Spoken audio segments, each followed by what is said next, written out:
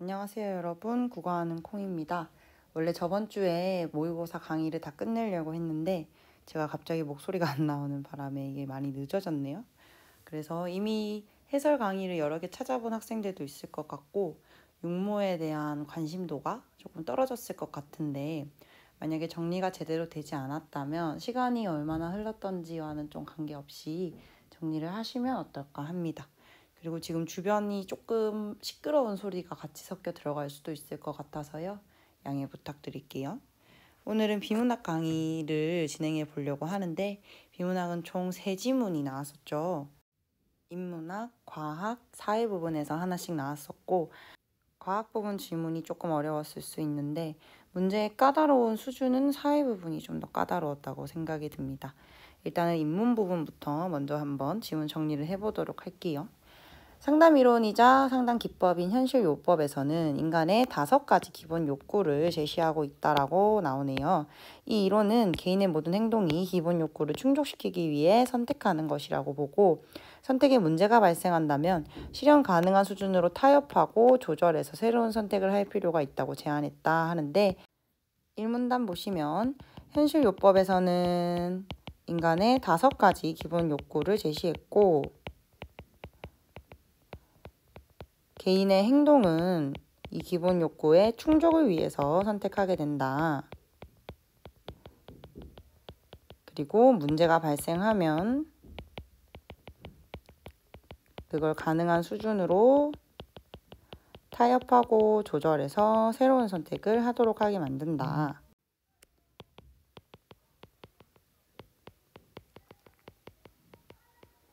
네, 그 다음 문단부터는 지문을 여기 화면에 띄우지 않고 제가 따로 지문을 읽고 바로 정리를 하는 걸 보여드릴 건데 모의고사를 실제 푸실 때는 이렇게 하시는 게 좀 더 쉬울 수도 있어요. 지문을 읽고 정리하고 하려면 시간이 많이 들거든요.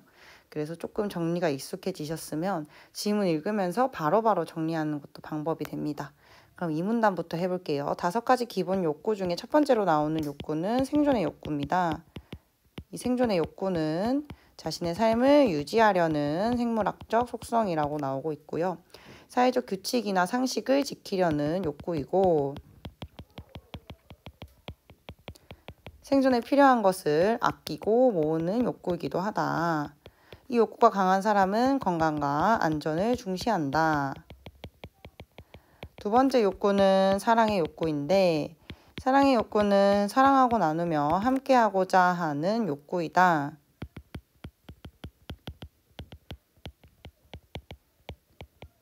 그래서 이 욕구가 강한 사람은 타인을 잘 돕고 사랑을 주는 만큼 받는 것도 중요하게 여기기에 인간관계에서 어려움을 겪기도 한다라고 나오네요.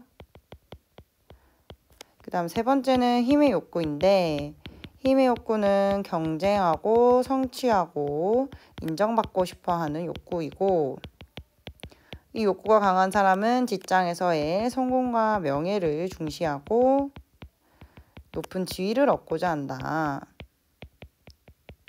또한 자기가 옳게 여기는 것에 대한 의지가 있어서 자기 주장이 강하다.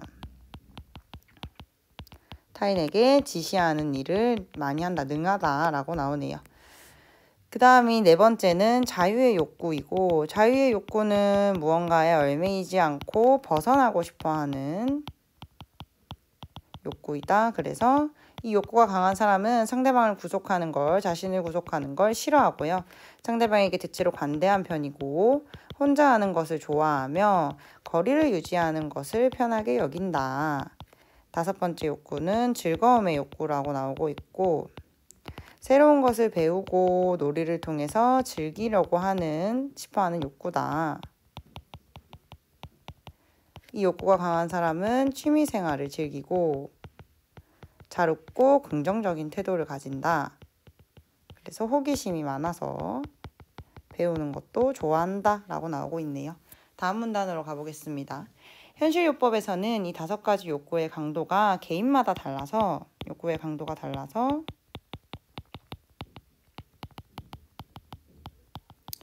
행동 양상도 다양하고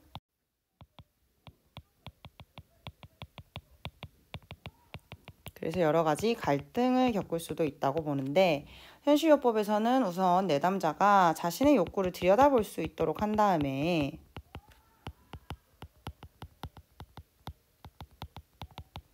이후에 약한 욕구를 북돋아 주거나 강한 욕구를 타협하고 조절해서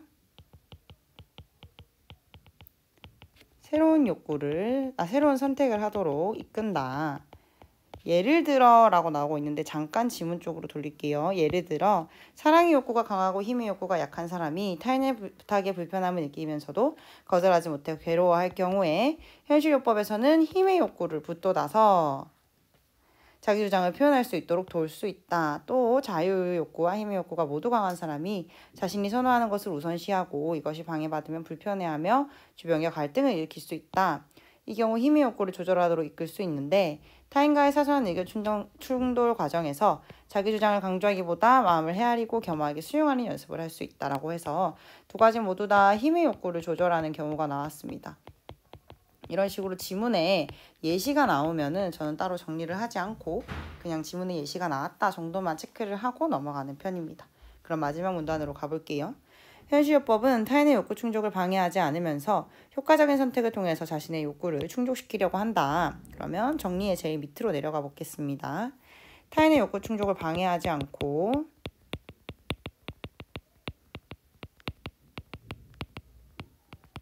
효과적인 선택을 통해서 자신의 욕구를 충족시키려고 하는데 이는 내담자가 외부 요인에 의해서 통제되는 대상이 아니라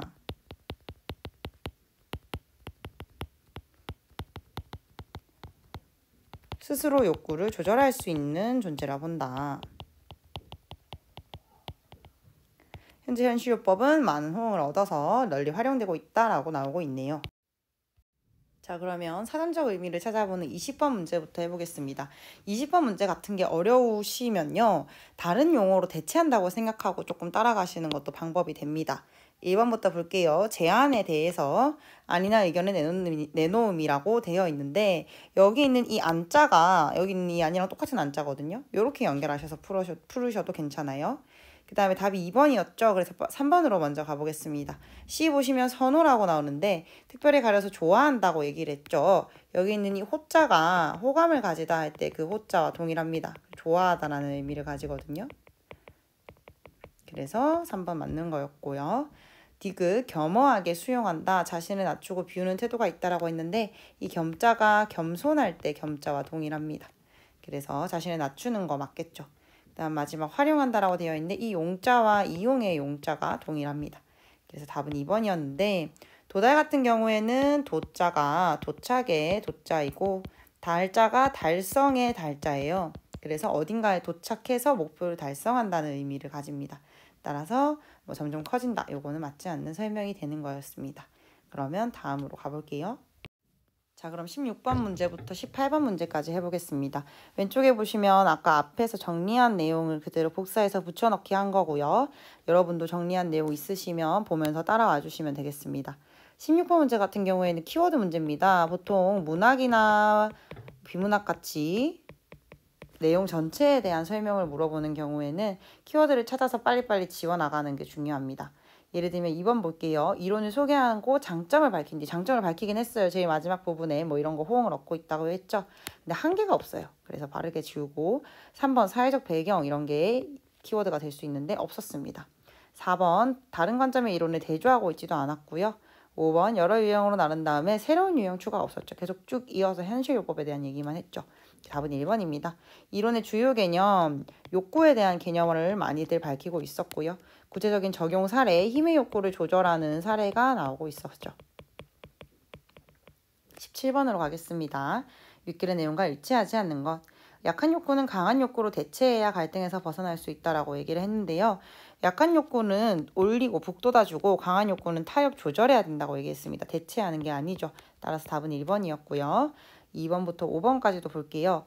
현실요법은 5번부터 볼게요. 기본 욕구들을 실현 가능한 수준으로 타협하는 것이 중요하다라고 앞부분에서 나오고 있었고 현실요법에 따르면 인간은 기본 욕구를 충족하기 위해서 스스로 행동을 조절한다라고도 앞부분에 나오고 있었죠. 3번 현실요법에서는 내담자는 외부 요인에 의해 통제되는 존재가 아니라고 제일 마지막에 나왔고요. 개인이 지닌 욕구의 강도에 따라 다양한 행동 양상이 나타난다고 네 번째 문단에 나오고 있었습니다. 18번 보겠습니다. 힘의 욕구를 조절하는 게 기흑이었었죠. 그래서 자신의 주장을 표현할 수 있는 방향으로 해보자라고 얘기를 기억에서 나왔는데, 자신과 다른 의견을 경청하거나 연습을 하도록 이끈다. 근데 우리가 지금 주장을 표현해야 되는데 경청하는 건 일단 맞지 않겠죠. 이 부분 같은 경우에는 앞부분의 예시에서 그 두 번째 예시 있죠. 자유의 욕구와 힘의 욕구가 모두 강한 사람 같은 경우에는 힘의 욕구를 조절해서 자기 주장을 강조하기보다 타인의 의견을 겸허하게 수용하자. 그래서 힘의 욕구를 줄이는 방안에 대한 얘기였고요. 부탁을 거절하거나 불편함을 표출하도록 이끈다. 요게 맞는 답이 되겠죠. 3, 4, 5번도 어떤 욕구인지만 볼게요. 3번은 혼자의 시간 이런 거니까 자유의 욕구인 것 같고요. 이걸 높이는 거. 타인과 잘 약속을 지킬 수 있도록 원칙을 만든다. 원칙과 관련된 건 생존의 욕구였었죠. 마지막 취미생활을 즐긴다라고 했으니까 즐거움의 욕구를 올리는 방향. 다음 문제로 가보겠습니다. 네, 19번 문제입니다. 19번 문제 같은 경우에는 이게 각각 어떤 욕구인지를 먼저 알아두고 바로 들어가면 괜찮았었죠. 가 같은 경우엔 잔소리를 싫어하고 자신의 방식대로 살고 싶어하는 자유의 욕구. 나 같은 경우에는 다른 사람의 지적을 잘하고 최고가 되고 싶어하는 야망을 가지고 있는 힘의 욕구. 다 같은 경우에는 다른 사람을 베푸는 것을 좋아하는 사랑의 욕구. 라 같은 경우에는 큰 소리로 웃는 걸 좋아하고 알찬 휴일을 보낸다. 즐거움의 욕구겠죠. 마 같은 경우에는 저축, 아끼는 거 생존의 욕구였습니다. 요거까지 분석하셨다면 밑에 문제 푸는 거 어려움 없었을 겁니다. A는 즐거움의 욕구보다 힘의 욕구가 강하다고 했는데 즐거움의 욕구는 1이고 힘의 욕구는 4니까 맞는 말이겠죠. B는 힘의 욕구가 생존의 욕구보다 약하다라고 얘기를 했는데 힘의 욕구는 1이었고 생존의 욕구는 5였으니까 약한 거 맞고요. A와 B는 모두 A는 B보다 힘의 욕구가 더 약하다. 힘의 욕구에서 B가 더 약한 걸 확인할 수 있습니다. 따라서 답은 3번이고요. A와 B는 모두 자유의 욕구가 강하다. 자유의 욕구가 모두 각각 5점으로 가장 높은 점수. 맞는 말이고, A는 사랑의 욕구가 즐거움의 욕구보다 강하다. 맞죠? 사랑의 욕구가 5니까요. B는 즐거움의 욕구가 사랑의 욕구보다 강하다. 즐거움의 욕구는 3이고 사랑은 1이니까 맞는 설명이라고 할 수 있겠습니다. 마지막 문제까지 모두 풀었고 과학 지문으로 넘어가 보도록 하겠습니다. 네, 과학 지문 어려웠다는 얘기를 정말 많이 들었는데요. 사실은 과학 지문은 더 어렵게 나올 수 있어요. 이게 약간 좀 너무 비관적인 얘기긴 한데 진짜 어렵게 나오면 작년 수능 문제 같은 경우에는 제가 눈물을 흘리면서 풀었거든요. 정말. 이 문제 같은 경우에는 원주 속도나 각속도를 사실 저도 이해를 못하겠어요. 근데 비문학은요, 여러분, 이해를 하라고 주는 지문이 아니고 얼마나 빠르게 이 내용을 인식하고 논리적으로 이해할 수 있는지. 여기서 논리적으로 이해한다는 것은 뜻을 이해한다는 게 아니라 지문의 구조를 이해하고 여기 예시가 나왔고 이래서 이렇게 되는 거구나 를 파악하는 능력을 확인하는 거기 때문에 글을 이해 못하신다고 멘붕 오시면 안 됩니다. 일단 정리하시고 어떻게든 정리한 걸 내가 써먹어 봐야겠다라는 이 단단한 마음을 가지고 들어가시는 게 중요합니다. 그러면 1문단부터 요약해 보도록 하겠습니다. 물이 담긴 욕조의 마개를 빼며 물이 배수구 주변에서 회전하며 소용돌이를 일으킨다. 배수구에서 멀리 떨어져 있으며 빨려 들어가는 속도의 크기가 0에 가깝고 배수구 중앙에 가까울수록 속도가 빨라진다. 이 부분은 사실 어떤 주제가 나올지 지금 아직 모르잖아요. 그렇죠? 그래서 그냥 체크 정도만 하는 거예요. 배수구 멀리 떨어져 있으면 속도가 0이고 이거 어딘가에 써먹을 수 있지 않을까? 중앙에 가까울수록 속도가 빨라진다. 이것도 어딘가에 써먹을 수 있지 않을까? 이 정도로 생각하시면 됩니다. 원운동을 하는 물체의 이동거리, 즉 호의 길이가 시간에 따라 변하는 비율을 원주 속도라고 하는데 욕조 소용돌이 중심과 가장 가까운 부분에서는 최대 원주 속도가 나오고 소용돌이 중심에서 멀어져서 반지름이 커짐에 따라서 원주 속도가 감소한다.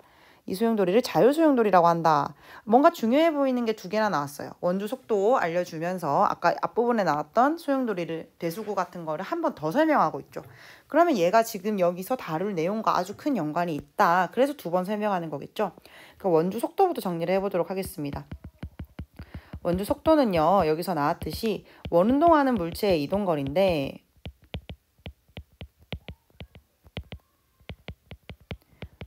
길게 얘기를 하자면 호의 길이가 시간에 따라 변하는 비율이래요.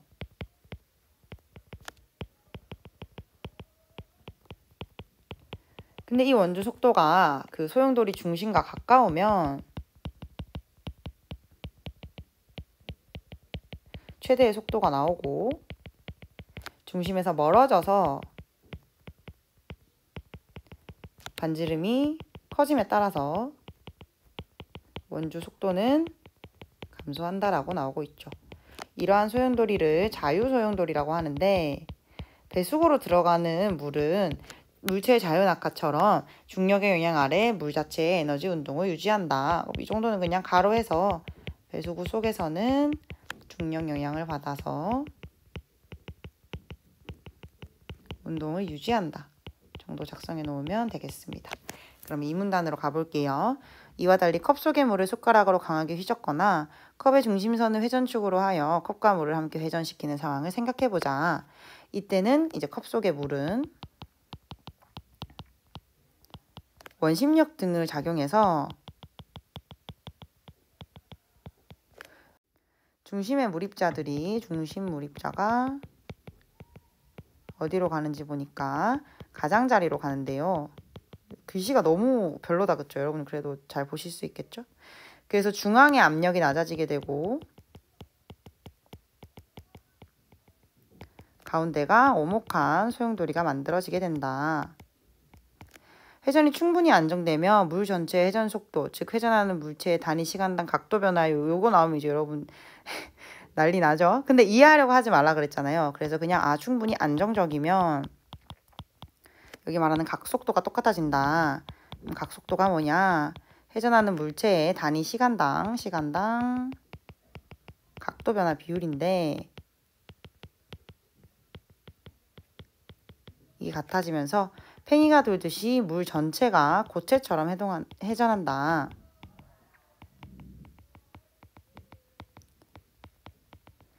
이때 물은 팽이의 회전과 같이 회전 중심은 원주 속도가 0이 되고 중심에서 멀어질수록 반지름에 비례해서 원주 속도가 증가하는 분포를 보인다.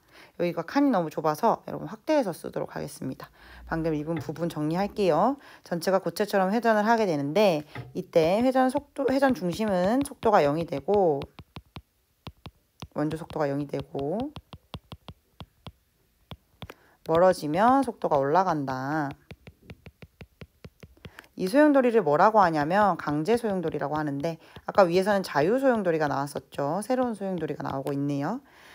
용기 안에 물이 회전 운동을 유지하려면 에너지를 외부에서 인위적으로 제공해야 한다. 에너지는 외부에서 인위적으로 제공한다. 그 다음 가보겠습니다. 숟가락으로 컵 안에 강제 소용돌이를 만든 후에 숟가락을 빼고 일정 시간 동안 관찰하면 자유 소용돌이가 발생한다라고 나와 있는데, 강제 소용돌이를 만들어 놓고 힘을 빼고, 그러니까 에너지 없이 숟가락을 뺀다 그랬으니까요. 관찰하면 가운데는 강제 소용돌이, 주변에는 자유 소용돌이가 발생한다. 이런 걸 뭐라 그러냐면 조합 소용돌이, 랭킨의 조합 소용돌이인데 그냥 이 뒤에 것만 쓰도록 하겠습니다. 이는 전체를 강제로 회전시킨 힘을 제거했을 때 에너지가 없다 그랬죠? 힘 제거했을 때 바깥쪽의 원주 속도는 점점 떨어지고 중심은 유지된대요. 그래서 조합 소용돌이라는 거겠죠? 조합 소용돌이에서는 소용돌이 중심에서는 원주 속도가 최소가 되고 강제 소용돌이에서는 강제 소용돌이에서 자유 소용돌이로 전환되는 지점이 원주 속도가 최대가 된다네요. 그래서 조합 소용돌이의 예시로는 태풍의 소용돌이가 있을 수 있다. 그 다음은 이제 그림을 그려서 조금 설명을 해볼까 하는데 위쪽으로 조금 이동을 할게요. 이러한 원리를 적용한 분체 분리기는 기체나 액체의 흐름으로 분진 등의 혼합물을 분리하는 장치이다. 혼합물에 작용하는 원심력, 아까 원심력을 이용해서 강제 소용돌이 얘기가 나왔어요. 그래서 공기의 흐름이 기상현상의 사이클론과 비슷하기 때문에 사이클론 분리기라고도 한다. 사실 이건 중요하지 않아요. 이 두가 중요하거든요. 가정용, 산업용 사이클론 청소기를 예로 들었습니다. 그리고 나서 뭐 원통 아래 이런 식으로 나오는데 지문을 읽다가 갑자기 3차원의 어떤 이미지를 얘기하잖아요. 도형을 얘기한다거나 그러면 여러분 그림을 그리세요. 원통이 있고요. 이 원통 아래에 원추 모양의 통을 붙이고 원추 아래에는 혼합물 상자를 둡니다. 그리고 내부 중앙에는 별도의 작은 원통인 내통이 들어가 있다. 그래서 혼합물을 함유한 공기를 원통부 가장자리를 따라서 소용돌이를 만들어서 시계 방향으로 흘려보낸대요. 혼합물 공기를 시계 방향으로 흘려보내면 혼합물은 원통과 원추부의 벽면에 충돌해서 바닥에 쌓이게 된다. 여기에 혼합물이 쌓이게 되고 유입된 공기는 아래쪽 원추부로 향할수록 원주 속도를 증가시키는 자유 소용돌이를 만든다. 넣었을 때 공기가 원추의 아래로 향할수록 원주 속도를 증가시키는 자유 소용돌이를 만들고 이제 원추부 아래에서 강해진 자유 소용돌이가 돌면서 강제 소용돌이를 만들게 된다. 그러면 아까 자유 소용돌이 썼으니까 이렇게 써놓으면 되겠죠.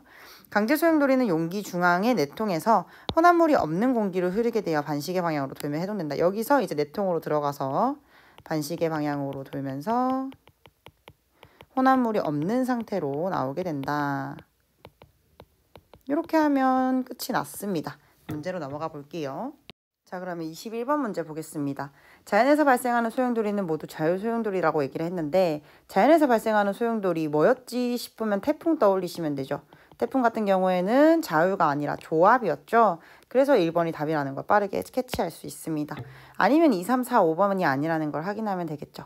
배수구에서 멀어지며 원운동에 하는 물의 속도는 느려진다라고 얘기를 했는데 아까 첫 부분에서 일문단 부분에서 뭐라고 나왔었냐면 배수구에서 멀리 떨어져 있으면 빨려 들어가는 속도가 0에 가깝다라고 얘기를 했죠. 오히려 중간으로 갈수록 속도가 올라간다라고 얘기를 했기 때문에 중심과 가까우면 속도가 최대이고 멀어지면 속도가 떨어진다는 이 내용을 활용해서 맞는 말이라는 걸 알 수가 있습니다. 그 다음에 강제 소용돌이는 고체처럼 해동한다. 강제 소용돌이는 그 컵 안에 이 숟가락으로 젓는 거였었죠. 회전 중심의 속도가 0이다 라고 얘기를 했기 때문에 맞는 말. 분체 분리기는 자유 소용돌이로 강제 소용돌이를 만들어낼 수 있는 기계 장치이다. 이거 앞부분 그림 떠올려 보시면 되는데요. 네, 제가 그림을 복사를 해왔습니다. 여기 보시면은 자유 소용돌이가 강제 소용돌이를 만든다고 우리가 적어놨어요. 분체 분리기와 사이클론 청소기가 똑같다라고 얘기를 했었죠. 4번도 맞고요. 용기 안의 강제 소용돌이는 외부에 가해지는 힘이 있어야 아까 숟가락 젓는 거 에너지를 인위적으로 제공해야 된다 얘기를 했었죠. 답은 1번이었고요. 기역 같은 경우에는 이제 가운데가 오목해지면서 근데 이 가운데가 왜 오목해지는지 보니까 물입자가 원심력에 따라서 가장자리로 간다 그랬어요. 그러면서 중앙의 압력이 떨어진다. 그럼 1번 부분에 원심력과 압력은 관련이 없다라고 그랬는데 얘네가 물입자가 이동하는 게 원심력 때문이었거든요. 그래서 여기 원심력 있죠? 그래서 관련이 없을 수가 없겠습니다. 1번은 이미 틀렸고요. 컵 중앙 부분으로 갈수록 물입자가 없어지겠죠. 물입자가 가장자리로 간다 그랬으니까요. 컵 반지름이 클수록 물을 회전시키는 에너지의 크기는 작아진다라고 얘기를 했는데 여러분 이거 그냥 논리적으로 생각해 보세요. 컵이 크면 클수록 사람이 더 새빠지게 저어야겠어요? 아니면 대충 저어도 되겠어요? 열심히 저어야겠죠. 그래서 에너지의 크기는 작아지는 게 아니라 에너지의 크기가 커진다라고 얘기를 해야 되는 거고 그 다음에 반지름이 클수록 멀어질수록 원주 속도가 올라간다고 얘기를 했어요. 속도가 올라간다는 말은 들여야 되는 에너지가 많아진다는 말과 동일하겠죠. 4번 컵 속에 회전하는 물의 압력이 커진 부분은 수면이 높아진다. 압력이 낮아지기 때문에 가운데가 오목하고 수면이 낮아진다라고 얘기를 했기 때문에 반대의 경우겠죠. 따라서 답은 4번입니다. 아까 압력이 낮아지면 가운데가 오목해진다. 그럼 반대로 압력이 올라가면 가운데가 수면은 높아진다가 되겠죠. 외부 에너지를 더 가하더라도 회전 중심의 수면 높이는 변화가 없다라고 얘기를 했는데 외부 에너지를 더 많이 가하면 원심력이 더 커지겠죠. 원심력이 더 커지게 되면 더 많은 물 입자가 가장자리로 밀려날 것이기 때문에 수면의 높이에는 변화가 있을 수밖에 없습니다. 중간은 더 내려가고 가장자리는 더 높아지겠죠. 이것도 그냥 여러분이 물을 회전시킨다고 생각해 보세요. 그렇게 될 수밖에 없잖아요. 그 다음에 니은 부분 보겠습니다. 니은 부분은 뭐였냐면 각속도가 똑같아져서 팽이가 돌듯이 물 전체가 고체처럼 회전한다는 부분이었는데요. 1번 부분 보시면 각속도는 시간이 지남에 따라 점점 빨라지겠군 이라고 얘기를 했는데 색깔을 좀 바꿀게요. 여러분 빨간색으로 하겠습니다. 이거 같은 경우에는 강제 소용돌이와 관련된 내용이었어요. 근데 강제 소용돌이는 외부에서 에너지를 인위적으로 넣지 않으면 에너지가 없어지며 가운데는 강제 주변에는 자유로 바뀌어버린다라고 얘기를 했습니다. 따라서 에너지가 무한정 끝도 없이 빨라지는 게 아니라 이게 에너지를 줘야만 시간이 지나도 뭐 점점 빨라지든 안 빨라지든 하겠구나 라는 걸 알 수 있는 거죠. 그래서 1번 아니었고요. 단위 시간당 각도가 변하는 비율이 아까 우리가 적어놨던 각속도였거든요. 근데 각속도가 달라지면 니은은 안 달라진다 그랬잖아요. 같아진다 그랬잖아요. 그래서 2번도 틀렸고 각속도는 회전 중심에서 가깝든 멀든 상관없이 일정하다. 그러니까 고체처럼 회전한다는 거죠. 팽이처럼. 팽이가 중간에는 빨리 돌고 겉에는 약하게 돌고 이런 게 아니잖아요. 덩어리가 도는 거니까 일정하니까 속도가 일정하니까 똑같은 속도로 돌게 되는 거겠죠. 강제 소용돌이의 수면 어느 지점이나 원주 속도는 똑같다 그랬는데 강제 소용돌이 같은 경우에는 회전 중심에는 원주 속도가 0이고 멀어지면 원주 속도가 올라간다고 아까 우리가 정리를 했습니다. 그래서 같다는 말이 틀렸고요. 강제 소용돌이와 자유 소용돌이는 같은 원주 속도 분포를 보이겠군이라고 얘기를 했는데 방금 우리가 읽었듯이 강제 소용돌이는 중심에서는 원주 속도가 0이고 멀어지면 원주 속도가 증가한다고 얘기를 했어요. 근데 자유소용돌이는 일문단에 보시면 오히려 중심이 최대고요. 원주 속도가. 멀어지면 감소합니다. 따라서 같은 분포가 아닌 거죠. 답은 3번이 맞습니다. 네, 다음으로 24번 문제입니다. 24번 같은 경우에는 태풍에 대해서 묻는 거였는데요. 태풍은 우리가 아까도 얘기했듯이 조합소용돌이의 하나였죠. 조합소용돌이는 강제소용돌이랑 자유소용돌이가 엮여져 있는 거라고 얘기를 했었고요. 그래서 태풍의 중심 부위는 태풍의 눈이라고 하고 무엇의 중심이라고 얘기를 했는데 종합소용돌이의 중심에는 강제소용돌이가 있다라고 얘기를 했었죠. 아이고 펜이 이게 형광펜인 줄 알았는데 아니었네요. 강제소용돌이가 있다고 얘기를 했고 그러면 3번부터 5번부터 답이 있겠죠. 그래서 경계층에 해당하는 부분 아까 보면은 이게 전환되는 지점이 있다고 했어요. 그게 태풍의 벽이고 거기서 원주 속도가 최대라고 했단 말이죠. 최대니까 바람이 당연히 가장 강하겠죠. 이는 윗글에서 교차점에 해당한다. 답은 5번이 되겠습니다. 빠르게 다음 문제로 가볼게요. 네, 그 다음 25번입니다. 25번 같은 경우에는 문제를 풀 당시에도 이런 그림이 있는 줄 모르고 문제를 풀었는데 제가 그린 그림이랑 꽤나 비슷해서 좀 깜짝 놀랐던 경험이 있는데요. 1번부터 보도록 하겠습니다. 가에서 소용돌이가 시계 방향으로 돌아 혼합물의 원심력에 작용한다라고 얘기를 했는데 우리가 필기해 놓은 부분을 보면 처음에 혼합물이 있는 공기를 넣을 때 시계 방향으로 따라 내려간다라고 얘기를 했었죠. 그래서 1번 지우고요. 가보다 나에서 소용돌이의 원주 속도가 상대적으로 빠르겠군이라고 얘기를 했는데 공기가 원추볼을 타고 따라 내려가면서 원주 속도가 빨라진다라고 얘기를 했습니다. 다에서 모인 쓰레기나 혼합물이 라 내부에서 도는 소용돌이를 통해 외부로 배출된다라고 얘기를 했는데요. 이건 사실 말이 안 돼요. 다에서 혼합물이 모였잖아요. 그쵸? 근데 라 내분들 도는 소용돌이를 따라서 외부로 나가면 혼합물이 있는 공기가 외부로 나간다는 건데 누가 청소기 밀 때 청소기에 있는 먼지가 외부로 나가기를 원하고 밀겠습니까? 그쵸? 그리고 실제로 이제 문제에서도 혼합물이 없다라고 얘기를 했기 때문에 혼합물이 나가는 게 아니고 혼합물을 가지고 있던 공기가 빠져나가는 과정이었죠. 답은 3번이고요. 4번이랑 5번도 보도록 하겠습니다. 라의 반지름이 커지면 라에서 반시계 방향으로 도는 소용돌이의 원주 속도는 빨라지겠군이라고 얘기를 했는데 라 같은 경우에는 강제 소용돌이였어요. 그쵸? 그래서 반지름의 비례해서 넓어질수록 원주 속도가 넓어진다라고 지문에 나오고 있습니다. 따라서 맞는 말이었고요. 산업용으로 돌조각을 분리한다면 가와 나의 충격이 강한 소재를 써야겠군이라고 얘기를 했는데 이게 혼합물이 원통부와 원추부의 이 벽면을 타고 내려간다고 얘기를 했거든요. 그 돌조각 같은 거를 썼을 때 부서질 수 있으니까 마모에 강한 소재를 쓴다가 맞는 말이 되겠죠. 그러면 이제 마지막 4회 지문으로 넘어가 보도록 하겠습니다. 자, 그럼 마지막 질문으로 가보도록 하겠습니다. 지금 이게 필기할 공간이 제가 예상한 것보다 좁아가지고 조금 화면을 중간에 움직이더라도 양해를 부탁드릴게요. 어떤 안건에 대하는 집단 구성원들의 생각은 각기 다르므로 상이한 생각들의 집단적 합의에 이르게 하는 의사결정 과정이 필요하다. 그러면 이 지문은 의사결정 과정에 대한 얘기라는 걸 확인할 수 있겠죠. 공공선택 이론은 이처럼 집단을 구성하는 개인의 의사가 집단 의사로 통합되는 과정을 다룬다. 직접 민주주의 하에서 의사결정 방법은 이런 것들이 있다라고 얘기를 하고 있는데, 위의 내용은 사실 지금 그렇게 중요하지 않습니다. 우리가 중요하게 봐야 할 거는 밑에 나오는 내용들이거든요. 그래서 하나씩 정리를 해볼게요. 첫 번째로는 단순 과반수제가 있는데, 단순 과반수제 같은 경우에는 투표자의 과반수가 지지하는 안건을 선택한대요.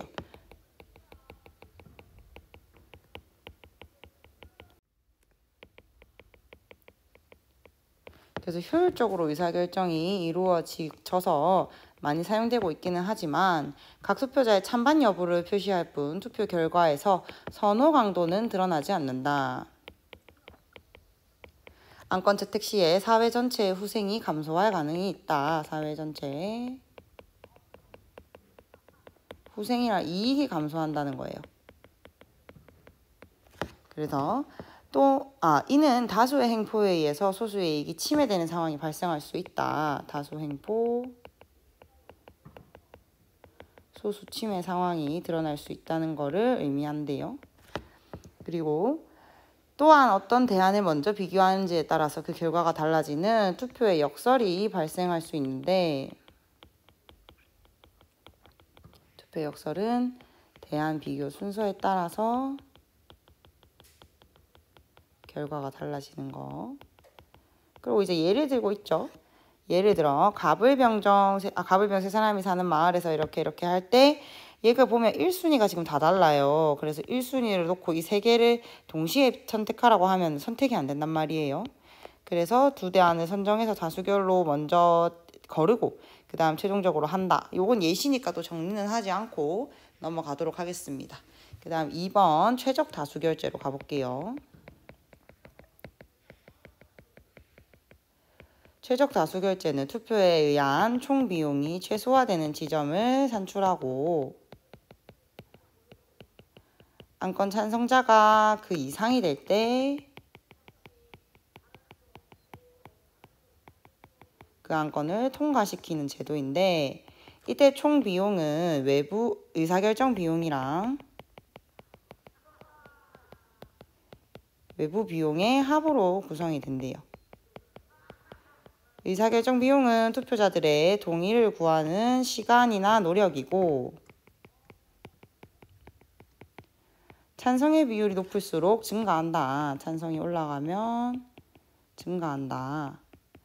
외부 비용 같은 경우에는 어떤 안건이 통과됨에 따라 그 안건에 반대했던 사람의 반대자들이 느끼는 부담을 의미하고, 찬성의 비율이 높아질수록 낮아진다, 감소한다라고 쓰면 되겠죠. 모든 사람이 찬성할 경우에는 0이 된다.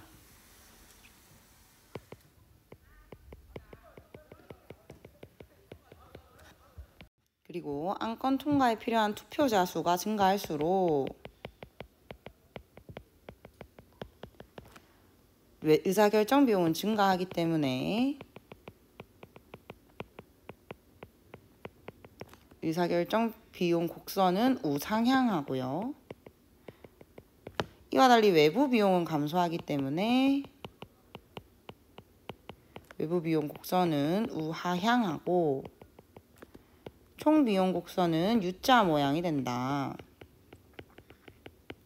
이때 총 비용 곡선이 최소가 되는 지점이 최적 다수 결제에서 안건 통과의 기준이 되는 최적 다수 지점이 된다. 그래서 이 제도는 최적 다수 결제는 의사결정 과정을 이론적으로 명쾌하게 설명할 수 있지만 최적 다수결의 기준을 정하는데 시간이 너무 많이 든다. 시간을 지나치게 소비하게 된다는 단점이 있다. 하지만 정도를 추가해 주도록 하겠습니다. 3번으로 가볼게요. 점수 투표제인데요. 각 투표자에게 일정한 점수를 주고 각 투표자가 자신의 선호에 따라서 각 대안에 대하여 주어진 점수를 배분한다. 합산하여 가장 많은 점수를 얻은 대안이 선택된다. 투표자의 선호 강도에 따라 점수를 배분하므로 선호 강도가 가장 잘 반영이 되고 소수의 의견도 잘 반영되고 투표의 역설도 나타나지 않는데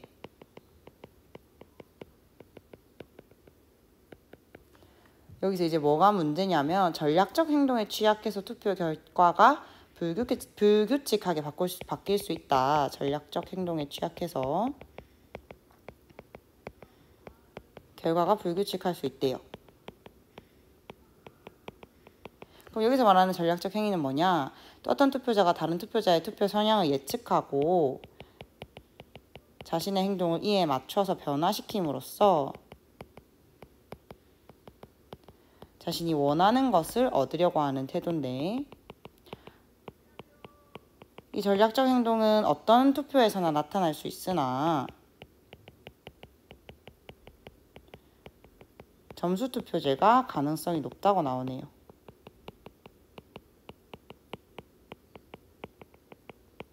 자, 이제 마지막 보르다 투표제입니다. 보르다 투표제는 N개의 대안이 있을 때 가장 선호하는 대안부터 순서대로 점수를 주고 합산하여 가장 높은 점수를 받는 대안을 선택하는 투표 방식이다. 점수 투표제랑 비슷한데 점수 투표제는 이제 뭐 10점이면 10점, 20점이면 20점을 주고 네가 원하는 대로 배분해서 배팅을 해라라는 개념이라면 보르다 투표제는 N개의 대안이 있으면 점수를 N점, N-1점 이렇게 해서 1점까지 주고 자신의 선호에 따라서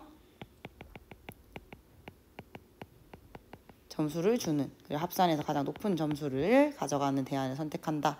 점수 투표제와 달리 오로지 순서에 의해서만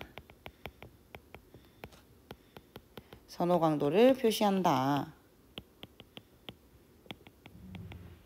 그래서 일부에게 선호도가 아주 높은 대안보다는 투표자 모두에게 차선이 될 수 있는 대안을, 중도의 대안을 선택할 가능성이 높다.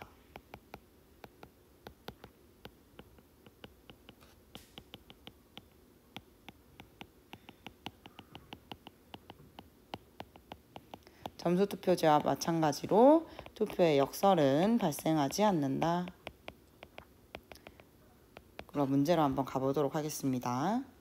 자, 그럼 38번 윗글에 대한 이해로 적절하지 않은 것은 어떤 투표든 투표자의 전략적 행위가 나타날 수 있다라고 얘기를 했는데 여기 전략적 행위는 어떤 투표나 있다라고 얘기를 했었죠. 그 다음에 보르다 투표는 가장 선호하지 않는 대안에 0점을 부여하는 게 아니라 1점을 부여하는 겁니다. 여기 1점이라고 나오죠. 답은 2번이었고요.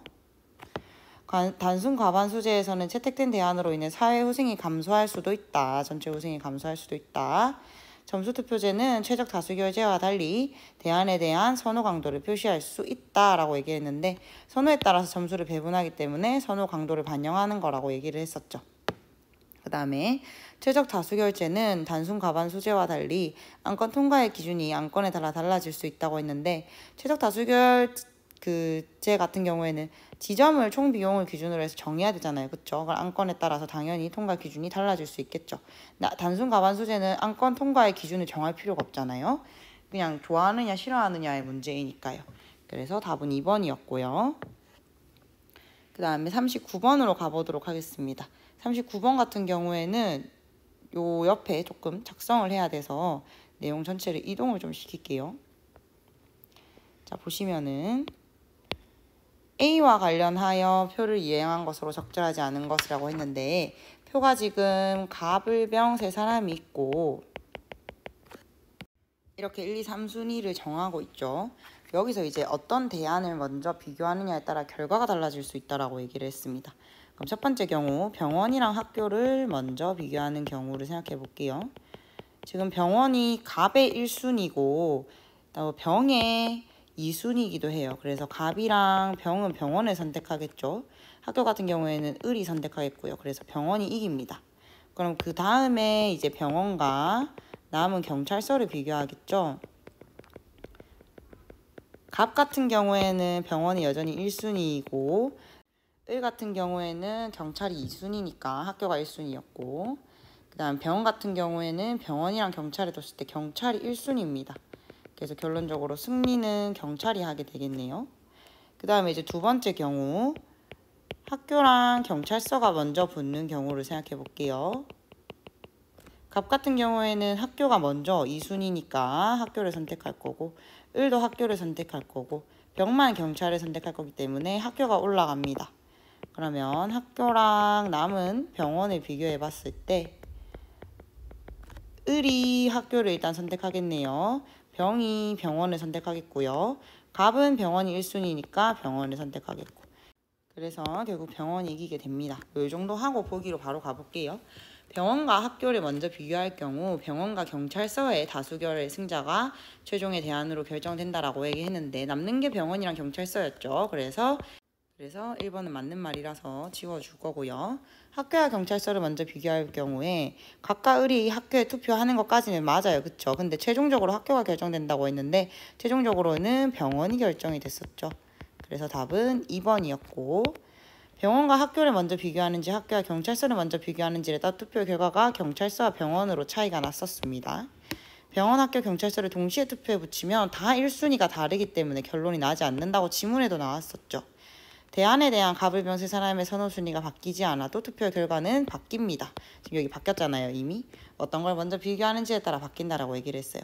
이 지금 사회 문제가 까다롭다고 초반에 얘기를 했는데 그 이유가 다 해봐야 돼요. 뭘 해봐야 돼서 그렇거든요. 그래서 39번 넘어갔고 40번으로 가보겠습니다. 자, 40번 문제 보겠습니다. 40번 문제 같은 경우에는 이 B가 이제 보르다 투표에서 사람들이 중도의 대안을 채택될 가능성이 높다고 얘기했는데 옆에 예시를 한번 볼게요. 그러니까 논리적으로 생각하면은 말을 바로 이해할 수 있기는 해요, 사실. 그러니까 보르다 투표가 내가 제시한 대안의 개수부터 시작해서 1점까지 주고 이걸 분배하는 거였잖아요. 그쵸? 근데 대안의 개수가 4개라고 생각했을 때 이제 4에서 1점을 분배해야 되는데 누군가는 병원을 너무 짓고 싶지만 누군가는 학교를 너무 짓고 싶고 이 둘 사이가 안 좋다고 생각해 보세요. 그래서 병이랑 정은 나 죽었다 깨어나도 나 너네가 병원 짓는 거 못 보겠다. 나 1점 이렇게 투표를 했고 갑이랑 을은 학교 짓는 거 못 보겠다 해서 1점 투표를 했어요. 그러면 각자 3, 4순위가 어떻게 2순위랑 3순위가 어떻게 되세요? 뭐 도서관은 2순위고요. 경찰서는 3순위예요. 얘기를 했을 때 전체 합산을 내보면 얘는 10점, 얘는 10점, 8점인데 이게 12점이란 말이에요. 그러니까 1순위가 아니어도 그냥 모두 그럭저럭 괜찮다고 생각하는 애가 이겨버리게 되는 거죠. 그럼 1번부터 볼게요. 이거 굳이 예시를 만들지 않아도 되는데 그냥 여러분 이해하기 쉬우라고 예시를 만들었는데 일단 1번. 주어진 점수를 투표자가 임의로 배분할 수 없죠. N개에서 1점까지 내려갈 수 있으니까요. 투표자는 중도에 대안에 관해서만 자신의 의사를 표현할 수 있는 게 아니죠. 내가 좋아하는 대로 얘기할 수 있잖아요. 점수투표제와 달리 전략적 행동을 유발한다 그랬는데 점수투표제가 조금만 옆으로 넘길게요. 점수투표제도 전략적 행동이 나오기 때문에 이 달리라는 말이 이미 틀렸습니다. 일부에게만 선호도가 높은 대안이 예를 들면 아까 병원 보세요. 갑이랑 을한테는 선호도가 높았어요. 그쵸? 근데 병이랑 정이 싫다고 해버리니까 안 돼버렸잖아요. 선호도가 매우 낮으면 불리하다. 답은 4번이겠네요. 순서로만 선호 강도를 표시할 경우 모든 투표자에게 선호도가 가장 높은 대안은 최종 승자가 아닐 수 있다 얘기했는데 모두 병원을 짓고 싶다고 생각하면 병원이 다 4점을 받아서 16점 채택되게 되겠죠. 최종 승자가 아닐 수가 없기 때문에 답은 4번이었습니다. 41번 볼게요. 이 그래프 같은 경우에는 아까 최적 다수결제에서 나왔던 내용인데요. 하나하나씩 보자면 지금 나 같은 경우에는 오른쪽으로 갈수록 내려가고 있어요. 우하향하고 있는 외부 비용 그래프고 나 같은 경우에는 오른쪽으로 올라가고 있는 의사결정 비용, 중간에 U자형은 총비용 곡선이라고 할 수 있습니다. 그러면 가는 외부 비용으로 반대하는 투표자가 많아질수록 값이 커진다. 이 외부 비용은 여기 보시면 찬성하는 사람이 많아지면 감소한다 했어요. 그럼 반대로 반대하는 사람이 많아지면 증가하게 되겠죠. 그래서 맞는 말이었고요. 나는 의사결정 비용으로 투표 참가자들을 설득하는 데 드는 시간과 노력이 적을수록 줄어든다. 동의하는 시간과 노력이 많을수록 올라간다라고 얘기를 했으니까 맞는 말이겠죠. 다는 총비용으로 가와 나를 합한 값이 최소되는 지점이 최적 다수 지점이다. 맞고요. 투표에 참가하는 모든 사람이 찬성하면 가 외부 비용은 제로가 된다 얘기를 했죠. 답은 5번인데요. 안건 통과에 필요한 투표자가 많아지게 되면 투표자 증가하면 의사결정 비용도 증가하고 외부 비용은 감소한다. 이런 식으로 움직인다라고 표시했기 때문에 이동한다라고 표시했기 때문에 답은 5번이었습니다. 그럼 마지막으로 가볼게요. 마지막 문제 같은 경우에는 이제 보르다 투표랑 단순 과반수랑 점수 투표를 실제로 한번 해봐라 라는 거였는데, 이게 약간 사문에 이런 문제가 조금 표 문제가 나오긴 하는데, 이렇게 본격적으로 표를 놔뒀으니까 특히 시간이 없는 42번 때 문제였기 때문에 하나하나 다 하기가 조금 힘들었을 것 같아요. 일단 단순 과반수 하기 전에 점수 투표부터 해볼 건데, 그냥 10점짜리 점수를 이 투표자들한테 다 줬다고 생각을 하고 알아서 배분했다고 생각해 봅시다. 그러면 여기 있는 점수가 그냥 점수라 생각하고 보시면요. 대안 1은 9점, 대안 2는 21점, 대안 3은 20점이 나와요. 그래서 21점을 받은 대안 2가 점수 투표제를 했을 때 뽑힌다는 걸 알 수 있죠. 그럼 1번과 4번은 지울게요. 그 다음 단순 과반수인데, 단순 과반수는 뭘 가장 좋아하는지의 문제잖아요. A는 3번, B는 2번, C도 2번, D는 3번, E는 2번이네요. 그럼 2번을 좋아하는 사람이 3명, 3번을 좋아하는 사람이 2명이니까 단순 과반수로 했을 때 좋아하는 사람이 3명이 되는 2번이 채택될 거라는 걸 확인할 수 있습니다. 그럼 답은 2번, 3번인데 보르다 투표가 조금 문제가 됐겠죠. 이거 위에 필기한 부분을 조금 지우고 얘기를 이어나가 보도록 할게요. 보르다 투표 같은 경우에는 지금 대안이 3개이기 때문에 3점부터 1점까지 갈 겁니다. 그러면 표시를 또 한번 해볼게요. A 같은 경우에는 3, 2, 1 이렇게 갈 거고, 얘는 3, 2, 1. 마찬가지로 뭘 제일 좋아하고 뭘 제일 안 좋아하는지를 보면 되겠죠. 그럼 파란색 숫자만 더하도록 하겠습니다. 1번 같은 경우에는 8점이 나왔고요. 2번 같은 경우에는 11점이 나왔고요. 3번 같은 경우에는 12점이 나왔네요. 그래서 3번이 지금 가장 점수가 높으니까 보르다 투표로 하면 3번이 된다. 따라서 답은 3번인 걸 확인할 수 있습니다. 이런 식으로 풀이를 하시면 되겠고요. 이제 겨우 비문학이 다 끝이 났네요. 문학은 현대문학이랑 고전문학을 나눠서 풀이를 해볼 건데, 마찬가지로 최대한 빠른 시간 내에 가지고 와보도록 하겠습니다. 다들 지금 이미 기말고사 준비에 들어가서 모의고사는 별로 관심이 없을 텐데 방학 때라도 영상 보면서 공부할 수 있으면 좋겠습니다. 그러면 다음 영상으로 돌아올게요.